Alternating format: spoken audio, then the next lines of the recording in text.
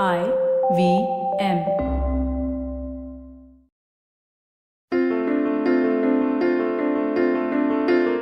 This is Storytellers and Storysellers live on tape. You're listening to Vineet Kanabar on the IVM Podcast Network. Every episode of this show, we talk to amazing people who work in the business of fun. Yeah, that's what we're calling it. We're not calling it business of content anymore. We'll just call it business of fun. And on today's episode, we're talking to someone who has enabled a lot of fun for brands trying to figure out creator marketing and has successfully grown his company from being one of the pioneers of creator marketing and branded content in India to what looks more and more like a creator marketing empire. Please give a warm Storytellers welcome to Pranay Swarup, CEO and founder at ChtrBox. Cheers, man. Thank you, Vineet. Great to see you, be in this room with you and chat with you. I'm excited about this. Yeah. Glad to have run into you two the other day and awesome. Yeah, love it. I mean, love making friends at panel discussions and industry events, and love randomly running into them at restaurants and being like, "Oi!" And they're like, "Oi, par kahan?" But I'm glad we made that connection. Pranay, lots to talk to you about. Yeah, man. After this break. Okay. Yeah, we need to make money. They need to insert ads, and that's what they'll do. Go nowhere. We're talking to Pranay Swarup right after these messages.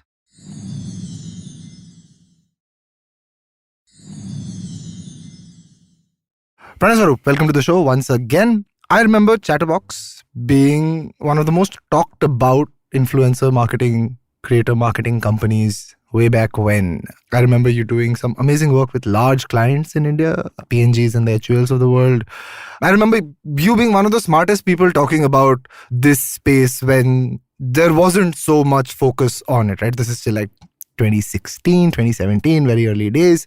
From there to now, I would say a serial successful entrepreneur because there are multiple companies within ChtrBox now. You have a branded content division, you have a data side of things, you're working on creator marketing, creator growth. You've been acquired by QU Media. That's part of a larger concern as well. What I want to get you started with is a quick sort of compare and contrast on how things have been. Yeah, okay, awesome. Lots has happened, man, in this space. And I think back in 2016, I had to explain who influencers are, what influencer marketing is. And I think we've reached a place where, everyone is becoming an influencer. And it's kind of really exciting to have seen the journey and, just the space, the way it's grown in India, back from, your TVF days to, what we've all done in the space has been great. And it's all, credit to amazing talent that is there in this country. Absolutely. And the audience that have loved them. Yeah, so I think the biggest change that happened was, one, these platforms have grown and over these years, people have accepted them and become innate entrepreneurs on these platforms, right? And now I see influencers not just as content creators, but entrepreneurs. And that's been the biggest change that's happened. And a lot of these new divisions that we've started are to actually cater to different requirements these new businesses have, right? So they want to create content, they want to become brands themselves. How do we grow them? Right. So a lot of that has happened.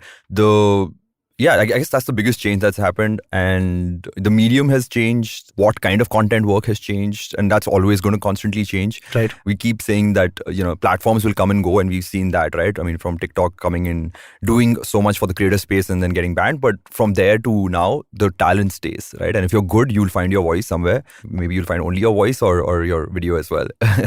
So, yeah. That's Love it, man. Love it. That's a very quick and sharp analysis of what's changed. Let me ask you this, right? A lot of companies sprang up back when influencer marketing was growing. It wasn't really well understood. It wasn't understood on the supply side. It wasn't understood on the demand side. I don't think creators knew how to really work with these companies at that time as well. Very few of them actually had managers or team around them. Brands had no clue. I know this because I was there. Brands had no clue. Still don't, but they're figuring. I think they do, right? A lot of, at least the agency ecosystem has become well-informed. Certain brands who started working closely with influencers become well-informed, right? And that percolates quickly. Yeah. But 2016, 2017 was the wild, wild west, man. I remember stepping into PNG saying, I'm going to sell you a music video for 2 crore rupees. And they're like, please leave. But what has been the defining characteristics for you and ChtrBox that have helped you navigate all of this so successfully? Yeah. So I'll talk a little bit about like how I got into it and what that space looked like back then. So I actually got into influencer marketing before I knew the word influencer. Right. We were calling this people-powered marketing. The whole idea was that, we were coming from a school of thought that word of mouth drives the best communication for brands. Sure. And word of mouth on digital meant allowing people who are active social media users to talk about brands, right? And this is not talking about people with lots of followers or lots of influence, but everyday consumers who have their friends on WhatsApp, on Instagram, on Facebook back then. So how do we look at this? And my previous startup was Let's Intern. It was a large platform for college students to find internships. And during this, and you're always hustling as an entrepreneur, as a startup. And one of the things that I remember back then, JBL came to us with, and we started doing a lot of these campus ambassador programs. Right. We set up this community called Groove Babas for basically students who are really passionate about music, and built out these communities across colleges for them. Really fun program. Obviously met a lot of cool, talented people. But back then, when we were looking at how to find these people, we had CVs, right? Like the traditional resumes. And usme ek one section called hobbies, in which people wrote music. Right. So that was the way we were able to look at all the data that we had at Let's Intern, and then find students who are passionate about music, are passionate about social media, because these guys need to be good content creators and social media evangelists as well. And then we used to look and build these communities. From there, we started to think about, hey, there is obviously social media itself, where there is so much of this data available. How do we build intelligence in finding the right social media evangelists from there? And obviously, when I dive deeper into this, and Rohit Raj, who's the co-founder of ChtrBox and was with me in the early stages, and he runs The Glitch, we realized that there was just a lack of any science to this space, which now the world understands as influencer marketing. Right. So we started the approach with basically saying that, okay, there are lots of these influencers, YouTubers, Twitterati all over. Like, how do we build a marketplace? How do we aggregate that space? So we took a very tech-oriented approach to it initially. It was, the company was called, and still called, ChtrBox Technologies Private Limited. Right. So from there, we started out with just building out the databases, did a lot of intelligent, AI back then on what this content looked like, and built the science around this. And I think that was the biggest missing piece back then. This now has got a lot more sophisticated, and obviously it's marketing, so the creativity and the art around this data is really important, and that's what now we've built over the last few years. Right. So starting with, I think it was helpful that we had a core in data, because that's always going to be important. And from there, we've just had a lot of fun around this data, and realize what works for the content, for brands, for consumers, and essentially try to create the right stories from there. Just break that down for us. Right? What do you mean by data? And you can tell us what it means now versus what it means, what it meant then. I think the way I understand creator data is, how many people does an average post reach? What kind of engagements are they getting? Are there comments, actual comments, or is it just a series of people posting hearts? I mean, there's so much data to go by, right? So what kind of signals or what kind of data are you looking at, and what's unique about the stuff that you put under the hood? Yeah. So these are like millions of data points that you're looking at one point. At the end of it, and I'm just trying to break it down. So basically, creators are content creators, and they are also the media. Right. So one, you're looking at people who are the best creators, who can create the best stories and have the brand personality and the experiences to be able to tell that story. And then, do they have the audience in that geography, in that age bracket? That's what media is always looking at, right? So that's the essence of the data points that you will look at early on, and how the industry, and we've defined it as has been, what's the reach, relevance, and resonance. Right. The reach is pretty straightforward, how many followers, etc. But it's how many active followers do you have? Sure. Relevance is relevance to the brand, to the content they're telling you, right? So if, for example, we're right now seeing so many people talk about ChatGPT, right? And you have to have relevance, and your audience needs to care about that. So how do you look for that? If you're looking at a segment like beauty, there is so much going on in beauty, right? There is natural makeup. There is, I don't know, I'm not the expert at it. But yeah, beauty is exploded, right? You can't just say you're a beauty influencer anymore. Right. What within beauty are you really specializing in? So we start looking at those data points, and then how does the audience respond to you, right?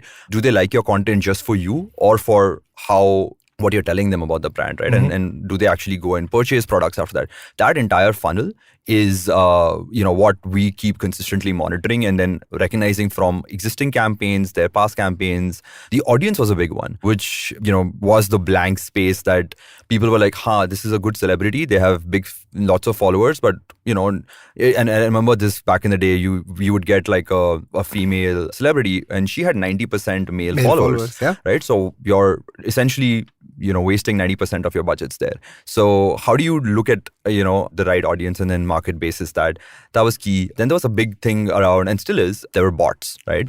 How do you make sure that influencers that you are working with are high on quality, have great authentic followers? So there's a lot of like tools that are available now that help brands assess that are these, it's not that, these influencers are going and buying followers or anything of that sort, but a lot of fake followers do get added onto your profile when you talk about certain content. Right. So you want to make sure that, these influencers have authentic followership. So yeah, lots of interesting stuff that we done through the journey to be able to assess the quality of our influencers and the content. And then after that, it's just, then the creativity kicks in. Like, how do you tell a good story? Man, what you just said is such a great synopsis of the nuances that go into planning an influencer campaign. I wish someone was recording. Oh, someone is recording.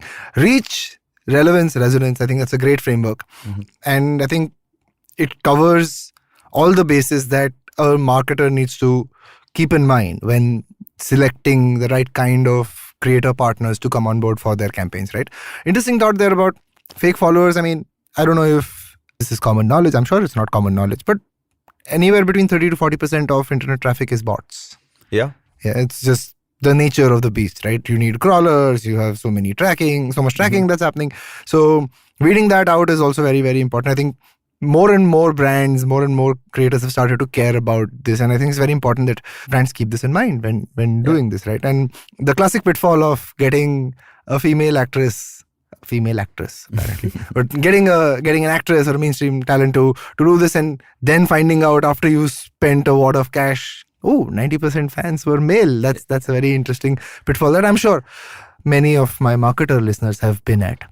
Let me ask you this, right? And switching gears just a little bit from talking about ChtrBox to talking about your journey as an entrepreneur. What I really like about the ChtrBox story is you had a solid sort of fundamental, solid brand.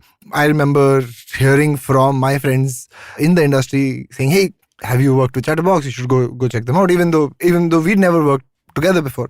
From there to now, the entire journey of getting an investor on board, then having the vision of building other BUs within your company, right? What's the grand plan here from your point of view, right? And has it changed since you started? Have these developments come in later, or was this how you intended it to be? There was no school of entrepreneurship that any of us went through. I learned a lot in my first startup while running Let's Intern, but made a lot of mistakes, continue to make mistakes. But I think that's the fun of entrepreneurship as well. It's such a blank canvas that you can go out there and figure your own path. I was lucky to have some great mentors. Our first set of investors were Roshan Abbas and Gaurav Kapoor, both like veterans in the industry and just solid good people. That helped us a lot in the beginning. Rohit and Varun, founders of Glitch, they had their own experiences that they were coming with. So I think what helped us was that, and we called ourselves an A team, because it helped that in this industry we were kind of like thought leaders, had different skill sets and that we were able to bring to the table. Of course, we pulled in a strong team and built from there. It's been a great journey. It became a kind of a business that was not a very VC friendly business, and we were comfortable with that. We realized that, hey, it was a profitable. Even with the tech stack, I mean, that's a longer conversation, but what we were essentially trying to build with the tech was it to be a SaaS product where customers are paying for the technology or the software that they use, which is a very, very difficult market in India, right? Brands are so used to paying for service and agencies are so not used to paying for anything that it's a tough market to crack within India. So when we were taking our product suite, which was, hey, how do you discover influencers? How do you connect with them? That entire workflow of how do you pay them, that we built that entire ecosystem, but we ended up using it more along with our service. So the model on it became more about not paying for software, but hey, we've got great technology. You guys leverage that while you give us great service as well. So I think at some point we made that recognition and luckily early on, and that came with, a little bit of experience. These guys had seen the world of marketing well, right? So it wasn't our plan A, but plan B plus was good enough. And just, we became profitable from year one, which was helpful, and knew our fundamentals. And I'm a big believer on, building a business on the backbone of the business rather than on valuations or on, bubbles, which, due respect to a lot of other companies, they cracked it. We didn't, but we cracked a profitable business, and that's what was appealing to QU when they looked at us, right? Our business fundamentals were strong in the business, and we've been able to scale it with that. I read one of the reports about the QU acquisition, and in a very mysterious and very sweet way, it said, we just clicked, right? What's the story there, man? How did that come about? Okay. So, I mean, this was at a time when after 5 years of having built ChtrBox, the brand had got built. We were recognized as leaders in the influencer space, and we were doing interesting things. So we got a couple of acquisition offers. There was not a culture fit there where we felt, and it just wasn't the right time, right place. So at some point we did connect with QU, with Kurt Marvis, who is the group CEO based in LA. And I had also personal aspirations of building a global company, learning more on what's going on in the world as well. So there was interest from my side to explore who are the leaders in influencer marketing globally and see whether we can offer them the great opportunity to grow in India, right? And so went after that. I'm a classic believer of those, the cliche. I mean, I think it's a Michael Jordan quote, which is you basically miss the shots that you don't take, right? Right. So I went for it, and it clicked. It was. You knew sometimes you just know it, like there's a good person on the other side. It was all virtual. This was somewhere, I guess, around COVID era, which was, everything was happening virtually. So we met with these guys. It was, I think the vision was very similar, what we wanted to do with the company. The value system was similar. So I think that was easy. QU is an very interesting company, actually. Their name, QU, comes from curating YouTube content. And that was their original vision because, there was so much content coming out on YouTube, but the discovery of that content and serving. So actually, if you look at it back then, because the founders are veterans and they come from the MTV era, they were trying to do with creator content what MTV did with music videos. Sure. And that's where they've had their own journey. But what they're doing in India is building really cool TV channels, traditional TV channels, but they're putting creators on TV. And obviously, because we understand the creator space here in India well, that was a common connect. They also run a really exciting influencer marketing company in the US as well. So I think it was one that was like what we wanted to do with the space was common, and the businesses itself had a lot of synergy, right? The fact that they were so focused on India as a market helped us, and because we had a head start. I mean, I remember Kurt saying that by acquiring ChtrBox, they're saving 5 years, right? And in a business, in the pace at which things move here, that is valuable. So yeah. Love it. And how does it work now, right? I know you've moved to the US. Yeah. You're not just CEO at ChtrBox, you're also working across multiple group companies. Tell us a little bit about that. Yeah. So I guess through COVID, I started spending a lot more time in the US. My wife's American. She's also the COO of ChtrBox, Julie. Yeah. So I think we actually went there for her sister's wedding, and through COVID, it was, just started to stay there. And in that process, realized that we can run a remote company really well. And that was helpful, in fact, because in a fun way, what was happening, and you'll probably relate to this, when I was here, every client wanted to speak to me. Of course. You get sucked into a lot of things when you are not physically present, or maybe sometimes not even in a time zone. You can really focus on what needs to be done. And this way we were able to elevate and empower our teams a lot better. And they stood up and they were really excited to kind of take charge. And that's what happened with ChtrBox. So the operations are led by Karan Firvani and Mrinali Dedia. They're both, Mrinali's been with me for 6-7 years, was the first team member at ChtrBox, Karan for 4+ years. So both solid people, shout out to them and the entire team. But yeah, so ChtrBox operations have become a lot more stable. Sure. In the last year, we also acquired a social media focused entity, and now that's called Chatter Social under ChtrBox itself, which is led by Darshil. So just like we have got business leaders here who are doing really well. Julie's and my role then became more about, hey, how can we help the group company do more interesting things in India? So there are some new initiatives that we're driving for them. A couple of them are in stealth mode, so I can't talk about them here today, but you'll hear about them soon. So that's been exciting. And yeah, the US influencer marketing group is doing exceptional work as well. So they focus a lot more on working with like movie production companies like Warner Brothers, Paramount, so all the biggest movies, like basically I think they worked with 10 out of the 15 highest grossing movies of last year, right? So, wow, they basically do 90% of their business with, from like Top Gun, Maverick. Yeah. So from there to a lot of stuff in gaming, Resident Evil, Call of Duty, all of that kind of work. So basically, so that's their work. A lot of it on TikTok in the US. So we're helping them with that. And because we've got such a strong unit here now who understand influencer marketing, we're integrating operations and taking up a lot of global work as well. So that's kind of been the journey there, man. Love it, man. Thanks for taking us on a tour of the stuff that you're doing. I have a bunch of questions. Yeah. But before I ask you that, we're going to go into a quick break. Okay. Go nowhere. Fascinating conversation with Pranay Swarup. Be back on Storytellers and Storysellers right after these messages.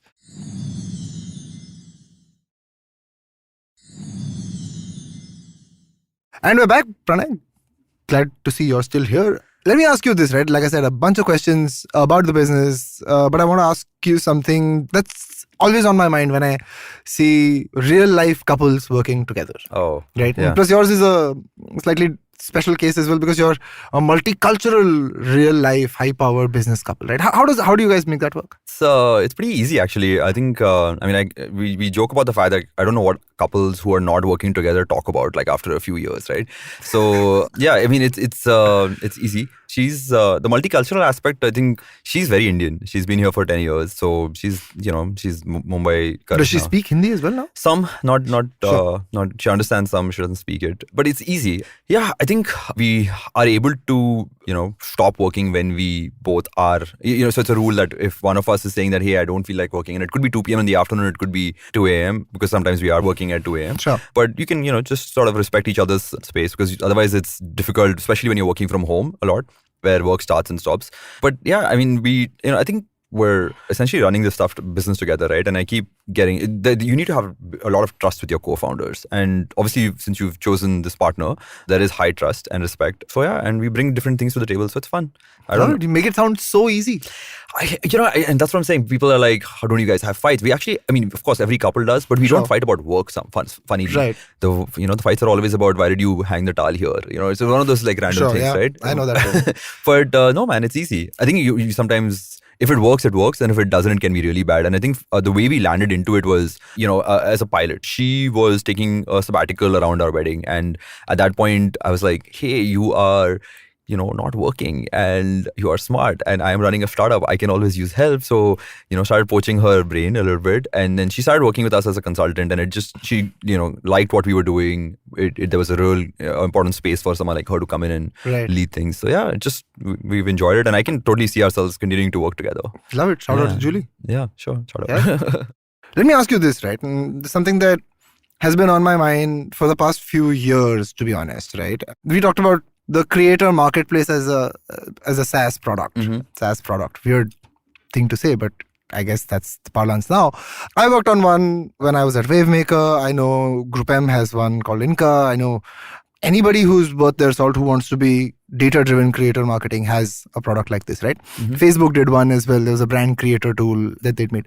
All of these seem to have been shelved or aborted for various reasons. Right. I'd love to get your sense on why or what have been the challenges for this thing to not work out. Yeah, good question, man. And obviously, you have spent like months thinking about all of this and lots of experience here. But I think the core was that the data was not something you always had access to, right? And it's so dependent on how these large social media platforms open up APIs that there is always dependency on that. So to me, that was always the fundamental challenge with that.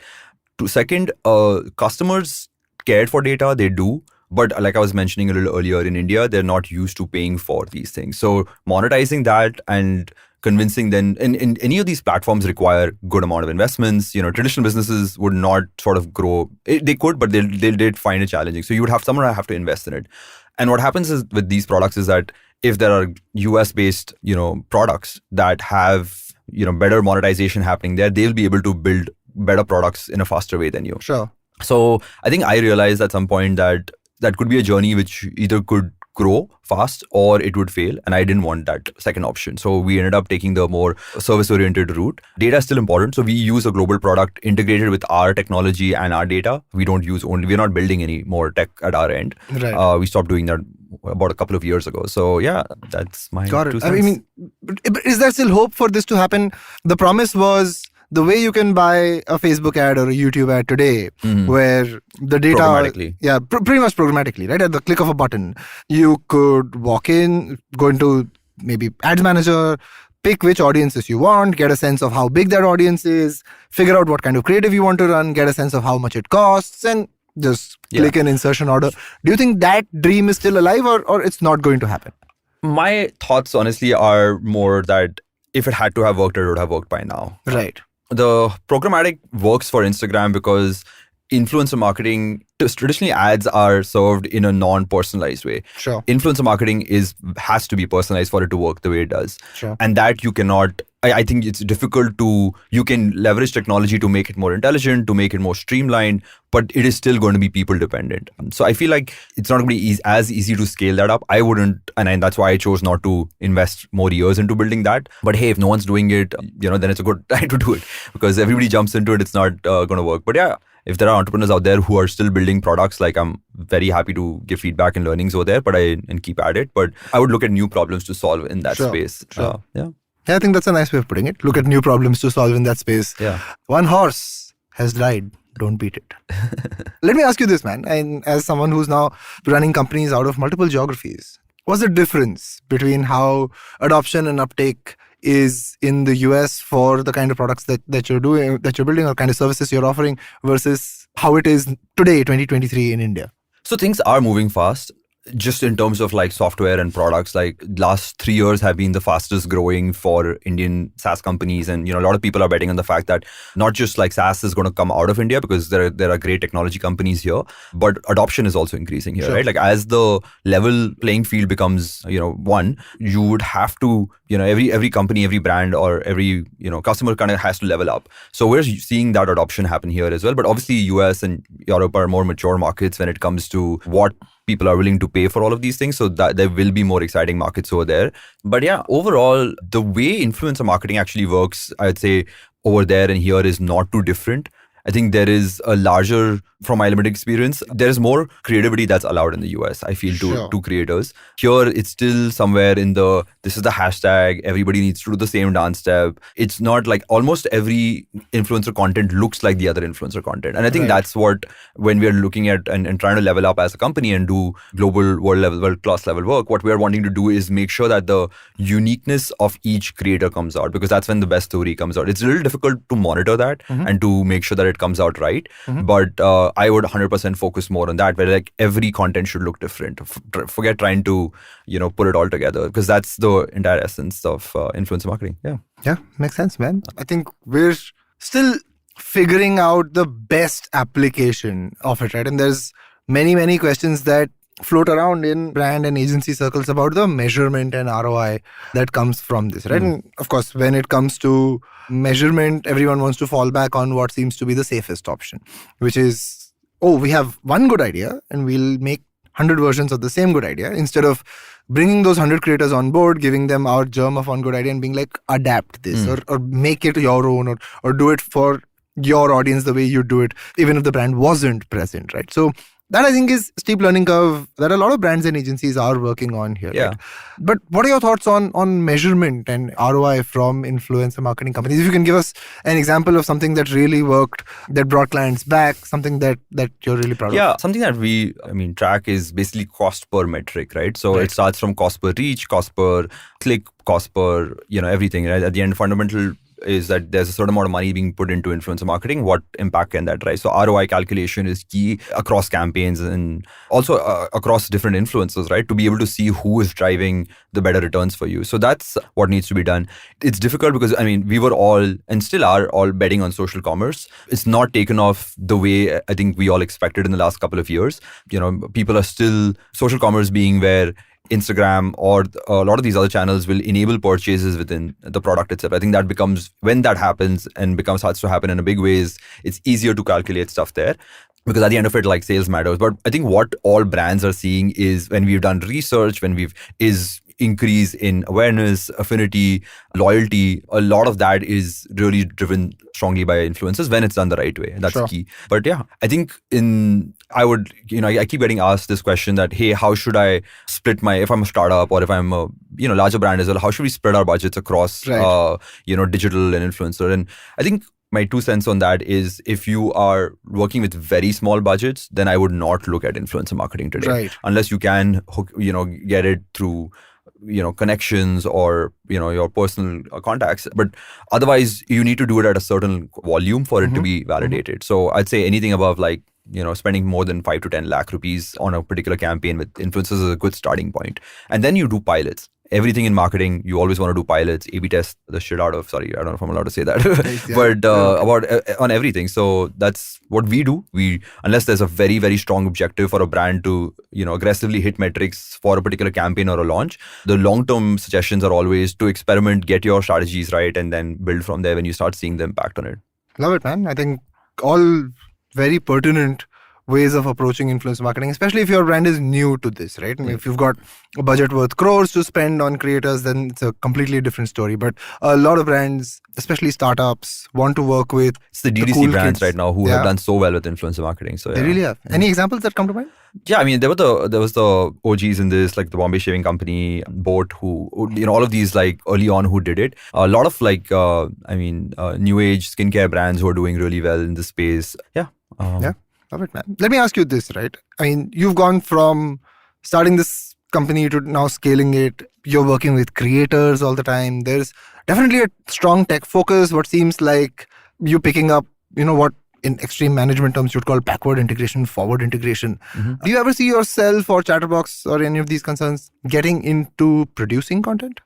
So we've spoken about it as QU coming. It's not an expertise we're building in-house, but I think if the market had been a little bit more interesting, we're looking at maybe acquiring companies in this space. So bringing in strengths in the group, within the group. So we have ChtrBox Studios as part of one of the units where we produce not original content for like OTT or anything of that sort, but like we are producing ad films now with creators. We're taking up those mandates as well. But yeah, so I don't know if you or the audience is aware, but we have a business unit called ChtrBox Represent, which is where we manage creators. So for these exclusively manage them, about 75 of them, and these are like young talent who join us in the journey, or we join them in the journey rather, when they're at about, let's say, 50,000 followers or 100,000 followers, and the idea is to help them grow to millions. That's where we are building more content IPs and helping these creators establish their brands, merchandise. That's where the next, like I was earlier saying, that there's a business that we're building around these creators. That's where there's a lot of opportunity as well. Love it. Yeah. And do you see the signs of success in that coming through very quickly, or I mean, what would you recommend to creators who would like to do that, like from your learnings that you're getting so far? Yeah, lots of interesting learnings. So we work with Team Nach. I love Team Nach. Yeah, they're amazing. Sona and Nicole and Sona brilliant absolutely creators, but also brilliant people. What they did, is a lot through the COVID, and it kind of pushed them in that direction. So they used to do a lot of offline classes, dance classes, which they still do, but through COVID made those classes available online, and that was a new business line, right? I mean, they were YouTubers, creators who were monetizing largely through brand endorsements. This part of the business was not something that they had invested much in terms of energy and time as well. So those are the kind of opportunities that you can take up as well. So whether it's courses, we've done merchandising for some brands, we've done collaborations with brands where there is a label that is being created around a particular creator as well. Success stories are there. I think it's still a evolving opportunity. It's not like a lot of creators have cracked it, but yeah, there's definitely space over there to build small but fast growing businesses there. Right. Love it. My last question to you before I let you go from this fantastic chat is some entertainment recommendations for my audience. What have you been enjoying, watching, listening to, playing this year? Yeah, I'm consuming all the time. So just start watching Last of Us. Binge through those 2 episodes. Have you seen the 3rd episode? No, I haven't. It is the single greatest episode probably in the history of television. I am excited and I am scared. It has a 96% Rotten Tomatoes. Oh, wow. It is mad. No, damn excited about that. So, yeah. And then I guess my favorite show last year was White Lotus. If anyone who's not seen it, must. I haven't watched Pathaan yet, but that's what I'm going to be doing this weekend. I'm going to watch Pathaan for the 2nd time today. Let's watch it together. Come. I'm going to get you. I'm going to get you to watch it in the full glory of Bombay audiences loving Shah Rukh Khan. It's going to be a cultural immersion for me, and that's how I'm taking it. Yeah, man. Very excited about its success, and yeah. Awesome. Thank you so much, man. This is a great chat. I'm so glad I ran into you the other day and we could set this up. It's so good to see you again, brother. And likewise, man. Yeah. That's it on this episode of Storytellers and Storysellers. This was a masterclass in building a creator company from Pranay Swarup. And if you liked this episode, you know what to do. Go outside and yell that I really liked this episode of Storytellers and Storysellers. And then rate the show and send it to someone who would like to listen to this episode. That's it from me, Vineet Kanabar, on this episode of Storytellers and Storysellers. This is goodbye.